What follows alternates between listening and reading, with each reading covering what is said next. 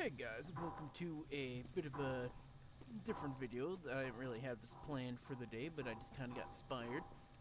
So I was at the movie theater earlier, and I was kind of interested in seeing the new Star Wars Mandalorian and Grogu, but instead I completely remembered that a certain movie came out called The Backrooms, and I went to see it, and good lord, I was not disappointed at all. So I just wanted to spend this video kind of talking about how much I enjoyed the film. And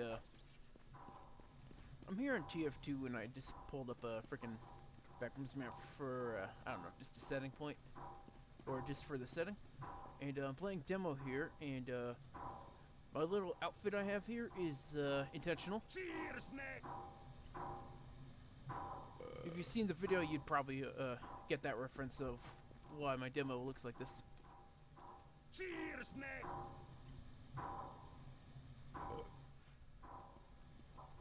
Yeah, so, yeah, what he said. So you can expect obviously spoilers in this video, because I will be talking about some of the events in it. And, yeah. So if you are planning on seeing the movie, I'll give, like, a timestamp in the description for when the spoilers will actually start, because I'm going to give like a brief overview. Pretty much nothing really that's going to go beyond what the teasers and trailers have covered, and maybe like references to online videos. But yeah, so obviously everyone knows that the whole thing was directed by Kane Parsons, who had like made the Backrooms videos on his YouTube channel years ago and started since then. And he directed the film, so it's a pretty good year for YouTube creators becoming directors, since we had Markiplier with Iron Lung. Now we got Kane Parsons here doing this. But yeah, so the film obviously is about some guy named Clark, who runs a furniture business, and he finds a wall that lets him go through to the back rooms in the bottom of his business there. And goes through, and there's just a whole bunch of crazy stuff. There's another main character called Mary, who is basically his therapist. And she'll be going on through later on. But, yeah, just kind of like a general sort of overview. It's like really, really general. Obviously, I didn't really have a script. I just wanted to freaking do this sort of impromptu. God, I don't even know how big this map is. I don't know what's on it. But yeah, I didn't set up any bots or nothing. I just kind of wanted to, just sort of explore and talk about it. So, yeah. He'll be going through, and he finds, obviously he'll do some exploration. He finds a bunch of weird things, such as like the skewed furniture, the nonsensical architecture of it, because the guy himself is an architect, or he went to college for it, so, you know, there's a bit of a funny sort of irony in that. And, well, let's see, is that going into spoilers? Nah, it'll be fine. But yeah, obviously he's going to therapy for a reason, and I'll explain then, obviously, a spoilers discussion. But I think that, going into the film without knowing anything, you're not going to be too, confused by things, because it's self-contained. So, like, it doesn't really have much to do with the lore of the actual videos by Kane Parsons. Okay, it has some, like Async that I showed back there. I think they spoiled that in a teaser trailer or a trailer. But, they got that connection, obviously the Backrooms itself. And, oh great, my bottle's broken. And I don't really want to say too much about what is in the Backrooms yet. But, pretty much at this point you got those two characters, and the exploration part, I want to say, I enjoyed watching the most, where they're going through and trying to make sense of it, because at one point the guy even has, like, a sort of map, because he had been exploring it for quite a bit, like, multiple nights after he found it. It's just seeing, like you know, a layman trying to actually make sense of it with, like, an actual map. Especially because he was an architect, or he went to school for being an architect. So, like, his perspective on how he would map out these things would be a bit, more in-depth than if, say, myself, who has no idea about architecture at all.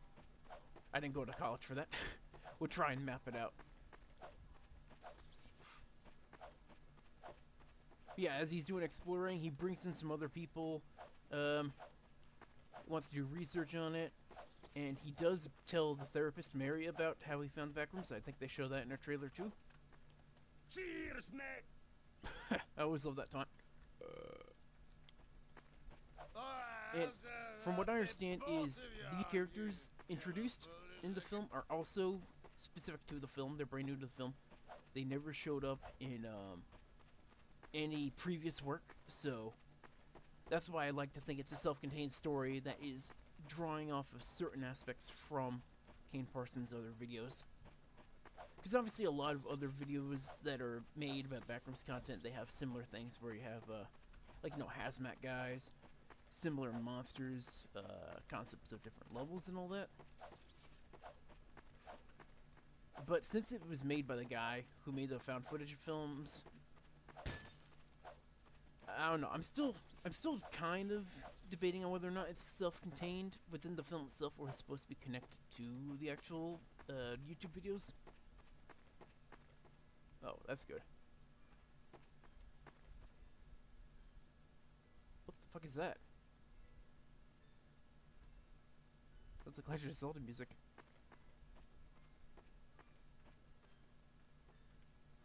Oh fuck, no, what is what did I find? Hello? help! Spy! Alright then. That actually gives me a bit of chills. I don't know what was on this map. I just downloaded the first thing I saw for Backrooms. I don't know if there's actually going to be any entities on here. Oh yeah, speaking of entities, obviously the Backrooms, like the very first post that started it on a forum, didn't mention specifically any entities. That was like creations later on by the community and whatnot. But like it hinted that you might not be alone in the Backrooms, so, you know, I like that concept. To me personally, I prefer the concept of it being this sort of endless expanse where you don't know. Like, you might never see entities, or you might hear them only.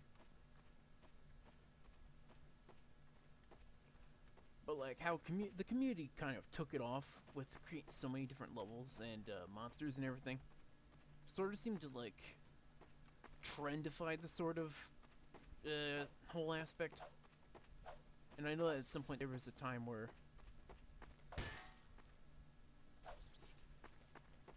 like popularity was sort of waning, I'm pretty sure. Hello? Alright then. Hey, give us a hand! And to that effect, the film, I'll just outright say it, like the characters aren't alone in the Backrooms, and I'd say it played it off pretty well. It didn't just have random monsters for the sake of there being random monsters, just, you know, for shock value and just for the sake of having a monster film. Like, whatever was in the Backrooms was there for a reason, even, like, all the architecture and the furniture. Like, just the things that you see, both inanimate objects and whatever might be moving around in there, they were there for a reason. Which I was really, really glad about.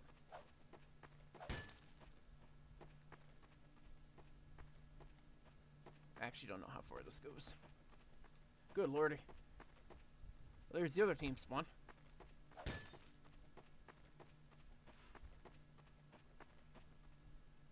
Alright. At least I'm on the other side of the map, but I don't know what the fuck.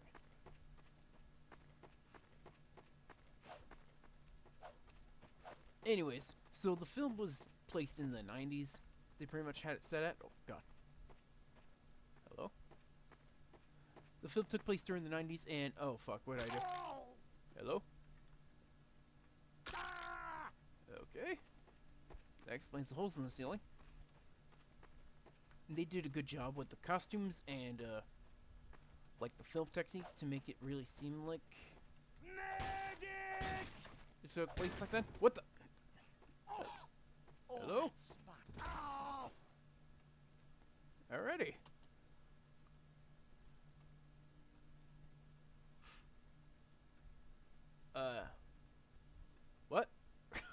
What am I looking at? Alright, I need another drink to deal with this. Cheers, mate.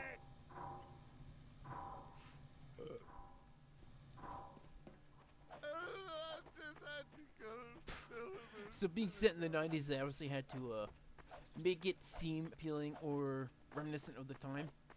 So I would say that like business details, how people acted on advertisements, definitely lined up. Because I'm old enough that I kind of remember the 90s, so they definitely, never going back there, they definitely did a good job sticking to reality on that front.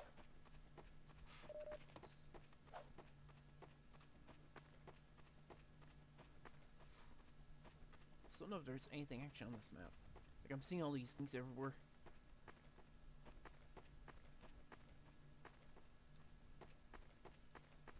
I'm actually getting a bit chilled right now. Wonder if any of these walls are fake. Hello? Okay.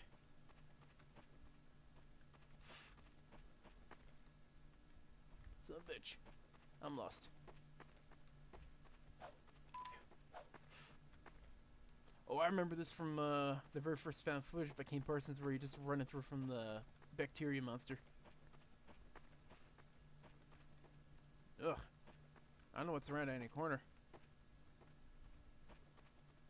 There's like these little black splotches over there. So there could be something in here.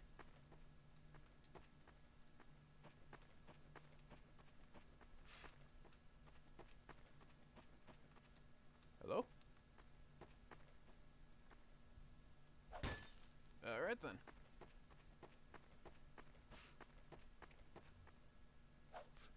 Overall, I don't really got much more to say that's not spoilery.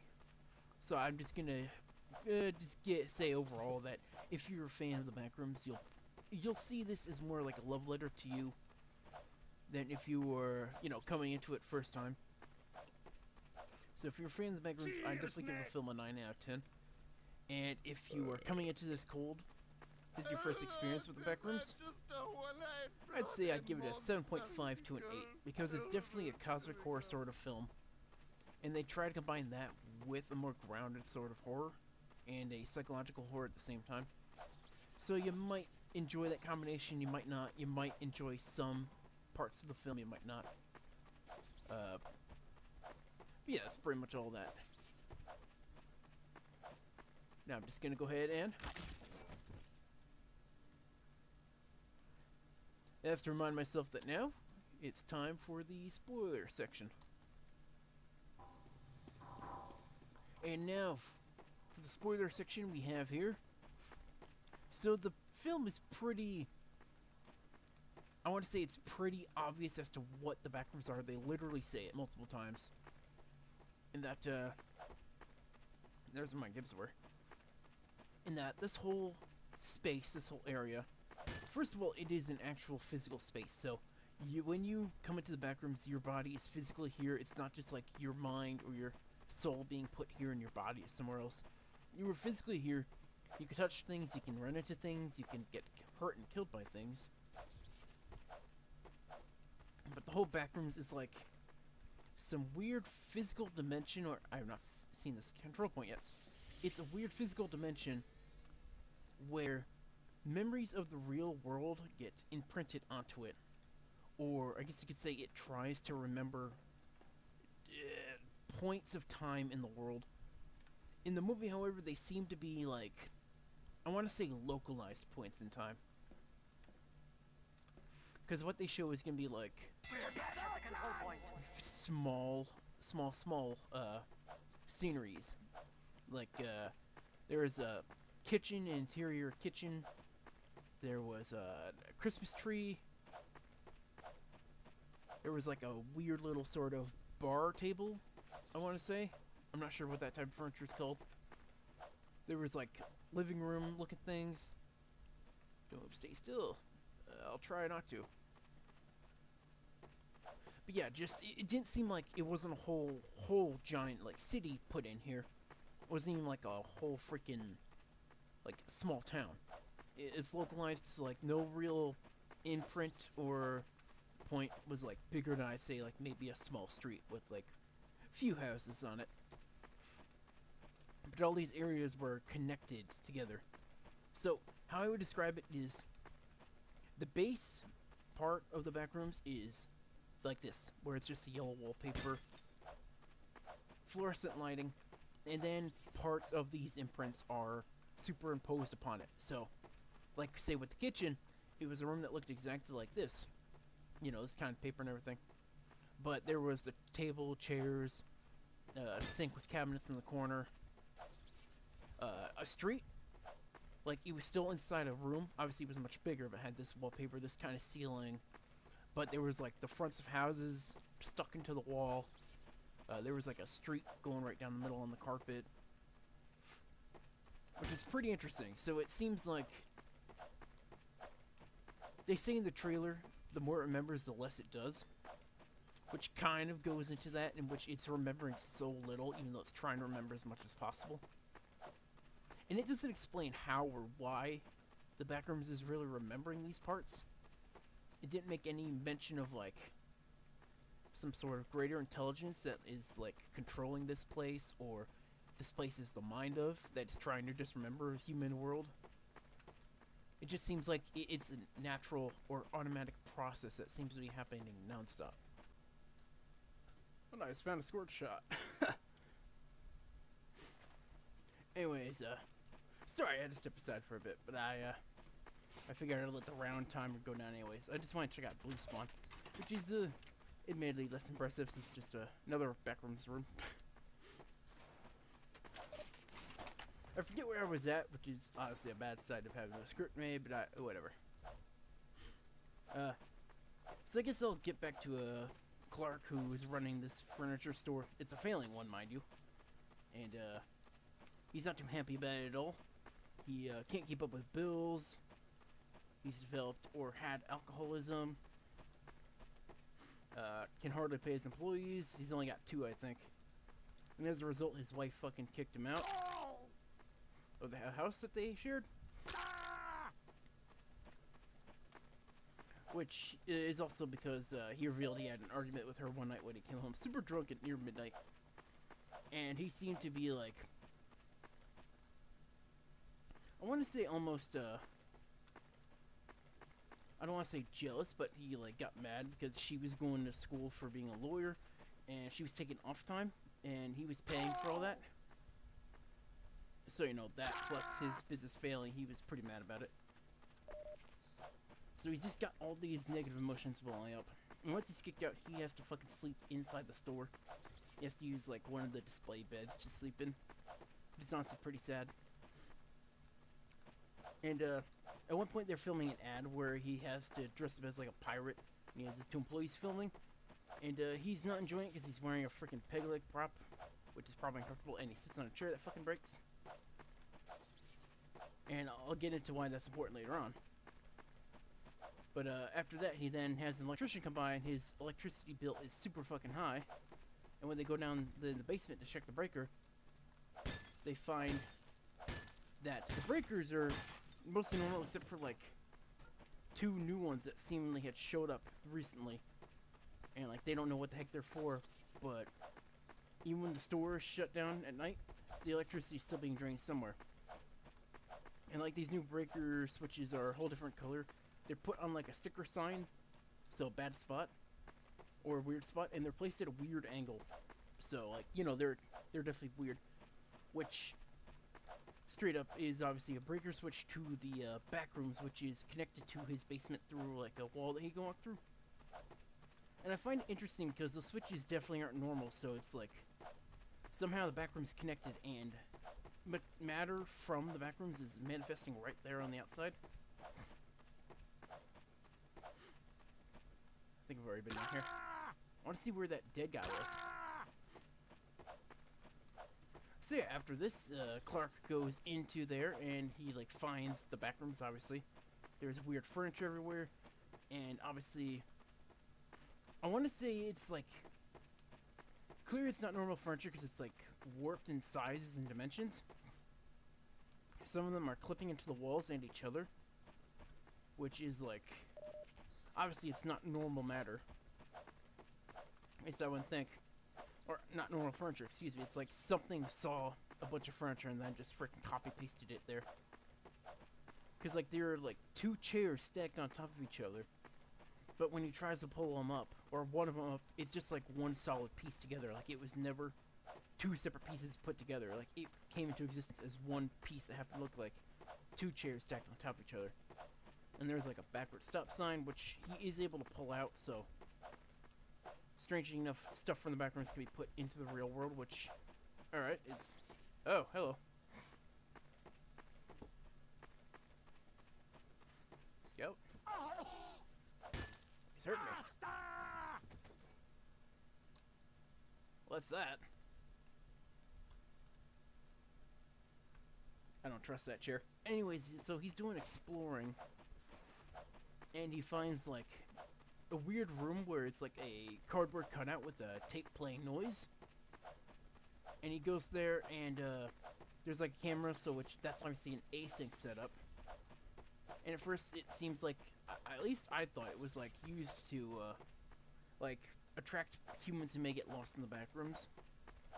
But I don't think it is. I thought it was like a lure for like any entities in there, because at some point something that they don't show shows up and starts breaking things, and he has to hide. And he goes into a room where there's a chair that was just like the one he broke when he was filming the ad, and then like the pairs of shoes his employee were wearing were like stuck in the floor.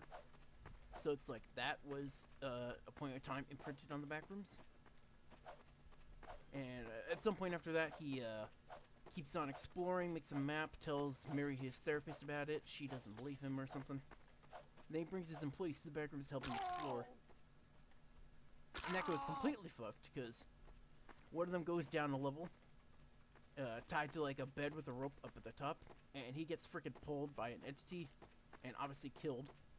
And then the whole rope that he's attached to brings the whole bed down and knocks Clark and his other employee down into that level. And she's obviously attacked, and he's being chased by something. And that's when he goes into some strange, like, Christmas tree room where there's weird, like, mannequins or statues sunken in the floor. When he's going around it, then he sees someone, and it, like, turns on a lamp. And it's a weird-looking, short, dwarf-sized, thing. A humanoid thing. And some other humanoid thing behind that one jumps out of nowhere and starts following him. It's like a chase sequence. He goes into a pool rooms area, and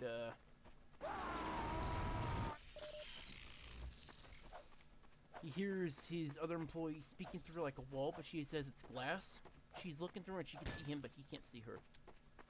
It's like, not only is the architecture weird, it's just like, it doesn't make sense. It's almost non-Euclidean in the sense that even the material that you are looking at could be different, even if it's technically connected. Like if on the other side of this wall was like a window, but it's just a wall to me. No window there.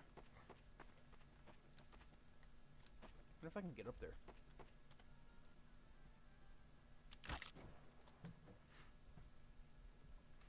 And he has a camera with him anyway, and he sets it down, and as he's looking at the wall trying to get to his employee, the camera is like picked up, but its point of view is way high, so it's a really tall thing. And he's seemingly attacked, and at that point it's presumed that he's like dead.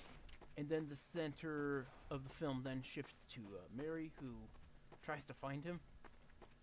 She goes to the furniture store and follows a fly through the wall. Because the fly obviously detects a dead body, and a dead body is ending up like in around a corner in a dark area, but she doesn't see it. And but they don't make note of if it's an employee or Clark himself. And as she's going through, she gets chased by something. Yeah, where the hell was that? Where's that dead scout? Crap, I can't remember nothing around here. But, she ends up cornered, and she finds, like, paintings on the wall that depict a weird like tall, lanky, humanoid-looking thing that's seemingly appearing to be a pirate, eating other people. Like, it has strange scribbles on the walls. But then Clark himself shows up out of nowhere around a corner. And he's like, oh, don't worry, it's me. And then they hear a noise of the monster that was chasing Mary, and something weird Clark says is, don't worry, it's just me. And they don't really make note of right at that moment what the heck he's talking about. But then he just freaking seemingly sort of like unprovoked, just sort of strangles or at least knocks out Mary. And then there's a weird scene depicting like Mary's child home, right? But it's like an imprint of that point in time in the backrooms, and it descends, and as it descends, the whole thing gets more and more fucked up.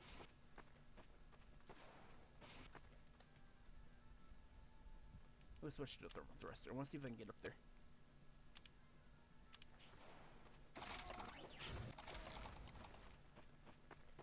Once I can find that place, it is.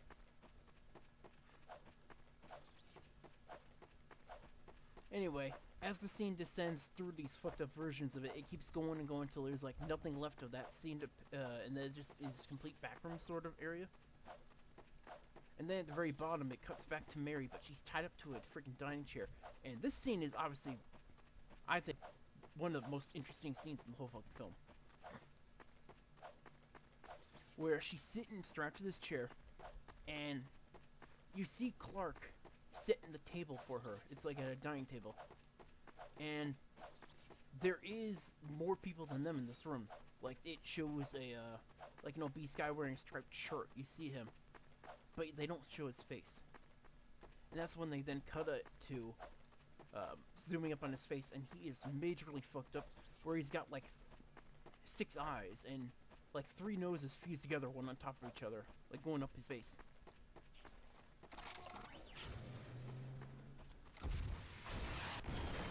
Up. Okay. So I'm gonna let this charge go back. Anyway, and then another freaking humanoid entity, the one that turned on a lamp way earlier that looked like a dwarf size, is also behind Mary. And he's like fused into a wheelchair. He's got like a really wonky raised up left eye. And the lamp seems to be actually fused into the wheelchair as well, like it's part of one entity. And then this Clark sits at the other end of the table. Behind him is like a woman looking entity. And her face is honestly like one of the creepiest, because it's like a face turned 5 different angles, but they're all stitched into one head. And like she seemingly has like one eye that actually is like connected up together that she's able to look through for vision or whatever.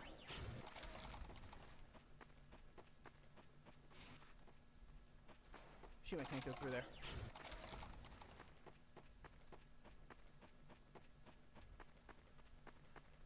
Well, I'll do the control point. Where the hell is it? Now, the weirdest thing is that Clark had been missing for pretty much the whole time between him being attacked and Mary coming to the store. So they don't really say how long it is. But it's been long enough that you would think he would run out of food and or water. And that's when he suddenly just freaking tears at the obese man entity's stomach and starts pulling part of it out. But it's not like normal, like human matter. It's literally just like weird white, wet sort of gooey material that he says you can eat. And the thing is still alive. It doesn't react to the pain at all. And I think at that point Clark has just completely fucking lost it. Because he's like, oh, the best part is these things don't listen to or react to pain. They don't feel pain. And that honestly just sounds like, I don't know, something an abuser would say. But they don't really mention if Clark ever did. Oh, actually went down here for once. They never mentioned if Clark did ever commit like abuse against his wife. Maybe just mental abuse with that argument they had when she kicked him out. But I don't know. But yeah, these entities are like seemingly. I think the weirdest point is that they aren't attacking Clark and Mary, even though earlier on, before Clark got presumably captured or hit by something tall, like the female entity was the one that was revealed from the short one turning on its lamp, and she chased him down. So I don't know if they considered him hostile at that point or what changed. They didn't really mention that. I want to say that maybe... I mean, it's hard to say. Basically, these entities are created by the Backrooms trying to remember a person. But because it never remembers things right, it always ends up fucked up. So you have this weird human-looking-ish thing, which isn't human on the inside, hardly looks fully human on the outside, doesn't react at all like a normal human would. But the strangest part is it reveals that, well, it doesn't reveal, but I think it hints that maybe whatever had like the deepest negative emotions or trauma is what gets remembered in the Backrooms. So like maybe the wheelchair looking thing was from a sick person in a wheelchair who obviously who didn't take too well to that. They obviously were probably feeling bad in life. Maybe the obese one about his age or his weight, hard to say. They don't really say what the people these things are based off of were from. It might be possible that the woman one was based off of Clark's wife, Barbara. Anyway, the creepiest part shows up after where Clark sort of has like a reverse therapy session with Mary using things that she said to him in a prior session. And that's when he sort of comes to terms with the fact that he's just like doesn't really want to get better.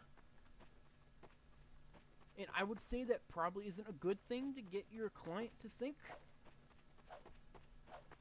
But I guess if they reach like a stability, maybe short term it would be good before making actual progress on it. I don't know. I'm not a psychologist. I don't have any training in that, so that's just a layman understanding of the subject. But once he has this sort of revelation that, you know, he's, I guess, technically fine to be stuck in this rut of negativity he's put himself in, because he's found sort of like peace in the Backrooms and he doesn't really want to leave. That's when the entity that is a memory of Clark himself shows up. So what happens is the most strange or most compelling entity shows up, and this is a memory imprint of Clark himself. It's dressed as the pirate. Cheers, mate. Which is obviously now why I have demo dressed this way. It's dressed as a pirate Cheers, mate.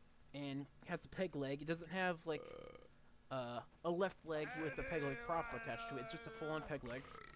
Cheers, mate. Super tall, has a distorted face with a bulging right eye, and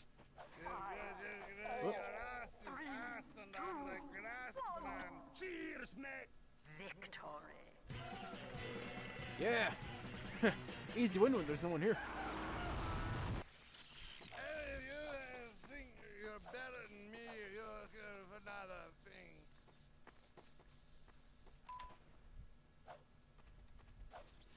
But if these entities are imprints of people's trauma, then this one seems to be really powerful. In that, like, I don't know if Clark was able to, I think it was what attacked Clark early on when it grabbed his camera, because it's the tallest entity. And I don't know if at some point he and Clark, or Clark and I'll just call it Captain Clark, the entity will be Captain Clark.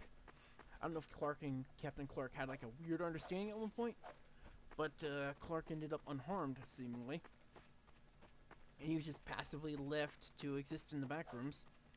Clark even mentions that the Captain Clark knows not to come into this dining room area. I don't know how they would have come to an understanding like that. They don't really have the entity speaking at all. But the female entity just completely flips shit and tries clawing at a wall and trying to escape the Captain Clark. So I think that she is Clark's wife's entity imprint, or memory imprint, and that's why it reacts so negatively to it. Because the other two entities don't react at all, pretty much. Other than the dwarf one, like, constantly turning on and off his lamp, but it's hard to say. But Clark tells the thing, "Oh, we've reached peace now. It's acceptable for me to be this way." And that's when Captain Clark just lifts him up and completely bites his neck and straight up kills him. And then there's a chase scene after Mary had escaped from the chair. She runs away from it. She exits the room, and it's like in a weird house. She goes down this giant room that looks like a street, goes into another house, and is chased by it, and ends up over a pit. It's like a ledge that she comes out onto, and it's over a pit with a very fragile looking staircase leading to a trapdoor in the ceiling. And when she goes up to there, the Captain Clark monster is still chasing her somehow. And they end up in a near perfect imprint of Clark's furniture store interior. But when she tries to go through the exit door, it's just a wall. So the door opens and then it hits a wall. So there's no way for her to escape. And as it follows her up there, they have like a brief confrontation where she knocks out its peg leg, so it has to crawl seemingly at her. And she trips something, which seems to release gas from these canisters everywhere, which starts to like knock her out. And I don't know if it had an effect on the monster, but I'm pretty sure it did. But she's able to hit it with the rock that she had, and I'll explain after. And she knocks it away, and she's able to freaking get away from it. But she ends up captured by async employees in hazmat suits, and she's taken to their area, like a lab outside of the Backrooms, which they had connected to, just like in the found footage videos on Kane's YouTube channel. And it goes to a shot of the Captain Clark being strapped in a presumably examination room, so they were able to bring that thing out. And she's taken to like an interrogation room where a guy named Phil is interviewing her, questions about the Backrooms, and I don't know if she trusts his intentions or asyncs at all. Cheers, mate. But as he's talking to her, she just freaking zones out. And then the screen goes down again, like it did when she was first captured by Clark. And as it's panning down through levels of the Backrooms, it gets to an imprint of that moment she's having right there, where, like, the doctor, Phil, he's not there. I don't know if he's Dr. Phil, whatever. Phil isn't there, but in the imprint of the chair is a entity copy of her, and it's all fucked up. So it just shows that she has severe trauma too. And the film reveals that she was seemingly in a, I want to call it domestic abuse situation by her mother. They never showed if it was physical, but it was definitely mental, where her mother seemed to be like super paranoid of the outside world and wouldn't let Mary as a kid leave. So like there's major mental trauma from there. And at some point the mother was put in a psych ward. And they didn't show how Mary survived after that, but obviously she may have had a guardian. But I think she got into therapy as sort of like Cheers, recompense for what happened to her mother, so she's trying to help other people. But at that point, I think she just didn't ever think she could actually help people, so like that sort of compounded with the trauma of the mental abuse as a kid, seemingly being a failing lawyer, because she was even doing drugs, I'm pretty sure. And then just all the bullshit that happened in the Backrooms, and knowing that she probably won't ever escape async.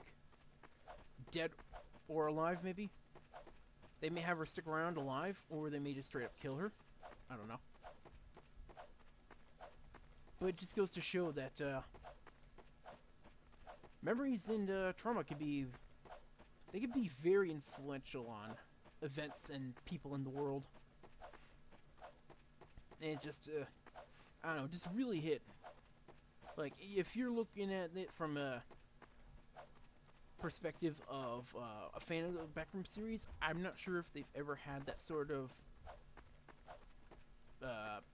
metaphor in other videos before. I don't think they had it in Kane Parsons' YouTube series.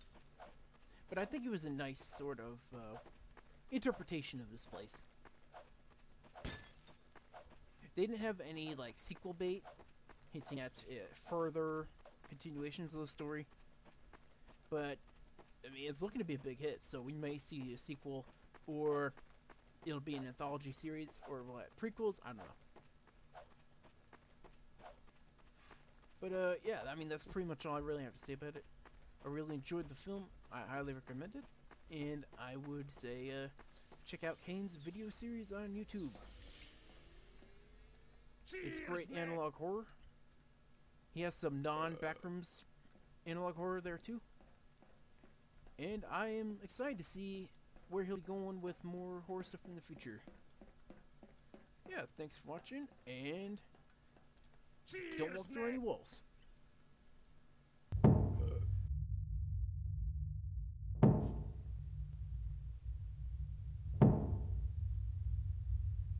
What the fuck was it?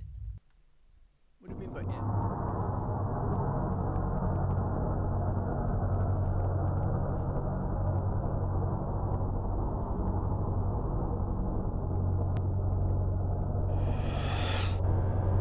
Oh god, where the hell am I?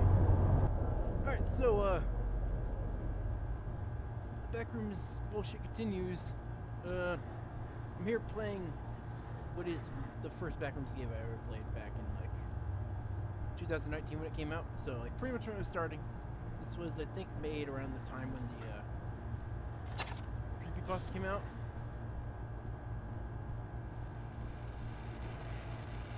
Excuse me? So it was just... What the fuck? Okay, yeah. So this is pretty much...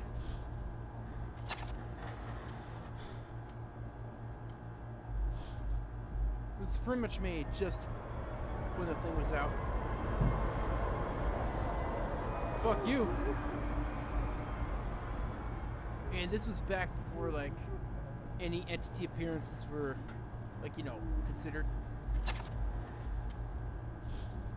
Oh god. Let me tell you, this kind of creeps me out. Because, like, it's literally just exploring the Backrooms and you're hearing noises, there's things you can't look at. Oh god. It gives me chills playing this game. Oh fuck. No, no, no, no, no. I don't remember how big this game is, but, like, you gotta find an exit to no clip out of. This game genuinely scares me. Because I do feel alone here.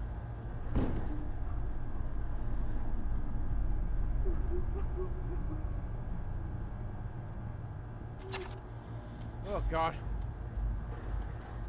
But yeah, you really just can't look at entities for the most part. And keep checking the watch and remembering who you are. Fuck that. It's a thing in the ceiling.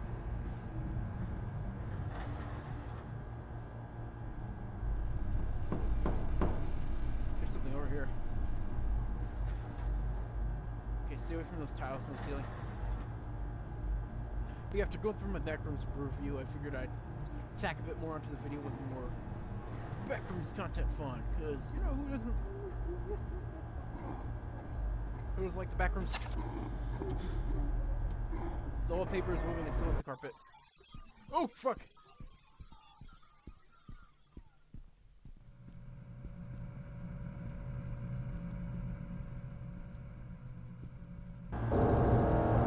Fuck, what's happening? I think I died.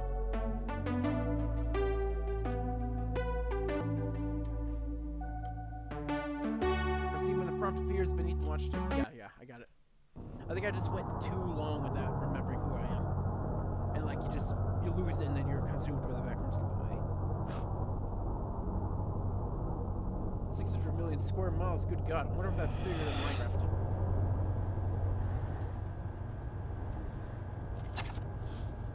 Oh fuck. At least the wallpaper ain't moving now, so I guess I just let it go on just slightly too long.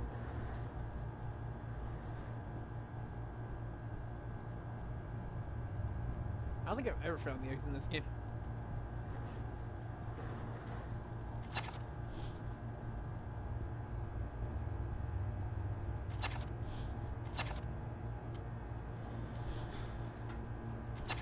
Guess I did it. Alright then. Seemingly I don't think time is stopped when I'm looking at the watch, so I'm sure if anything fucking chases me, it can get me.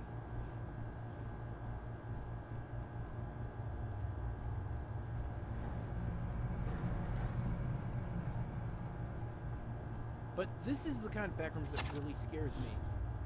You're trapped and you just hear the ambient noise. And the fear is more in the isolation and potential of what could be out there than any actual, like, confirmation of entities existing. This is my kind of backrooms experience.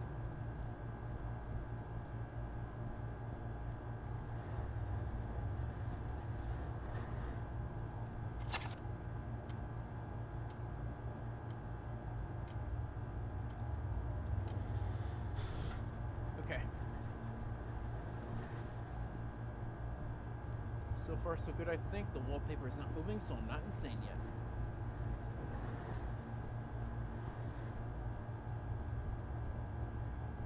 A lot of shit on the ceiling. I don't know if that means an entity is nearby, if anything.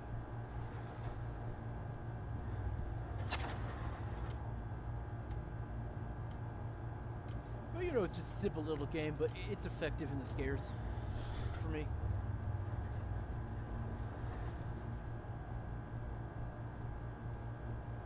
I don't recall if there's anything that actually chases you down, but I'm not gonna freaking stand in one spot to find out.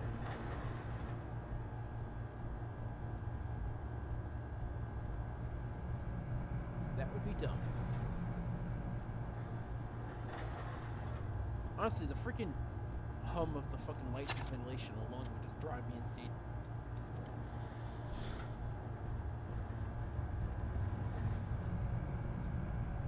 I don't recall in the movie if they had that sort of,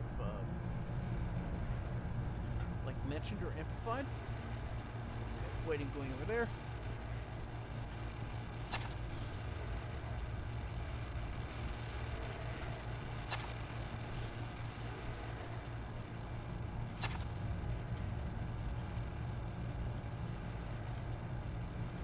Okay, so I'm going further than I did last time. That's good.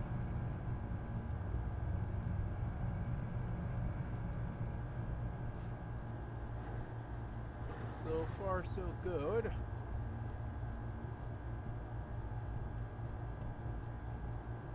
Haven't seen any part to no clip through yet.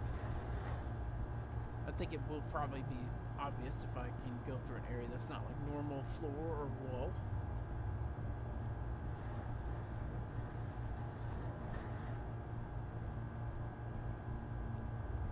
But I'm pretty sure this game is procedurally generated, which is pretty impressive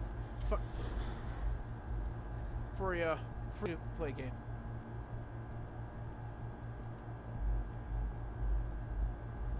God, I'm hearing footsteps. Or are they my own?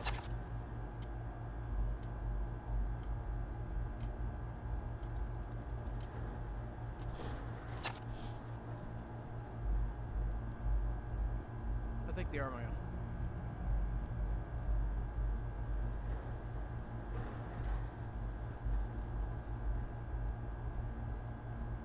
No, but I genuinely get fucking goosebumps playing this game. This is the kind of horror experience I look for. Just be completely defenseless. Oh, I see, because I fucked it up. The 30-second counter is fucking off. Damn it. Whatever.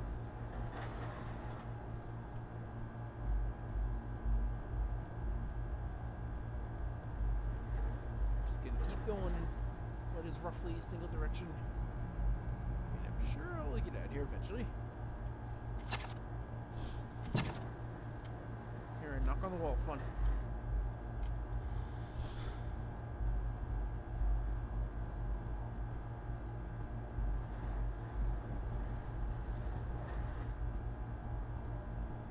Oh yeah, this game here is just called the Backrooms Free Edition, so it's on Steam. It's from 2019. It's pretty much just escape in here, but you know, it does the job.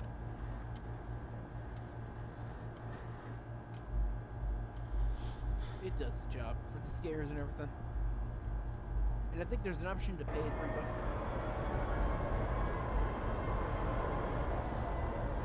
Nope. Nope. I don't know what's a river, but nope. I'm hearing a door or whatever. Nope.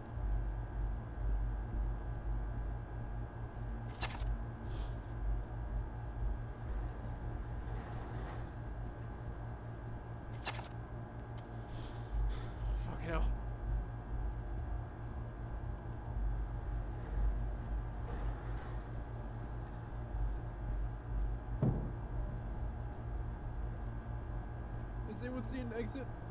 I'm looking for an exit.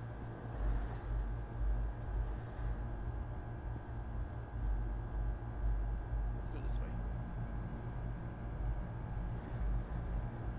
Oh, what's this? I think this is an exit.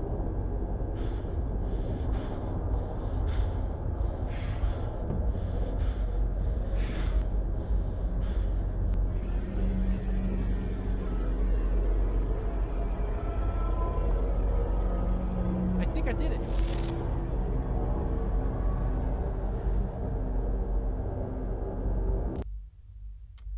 Nice. That's not too bad. It's just a short little experience. That's pretty much all it is.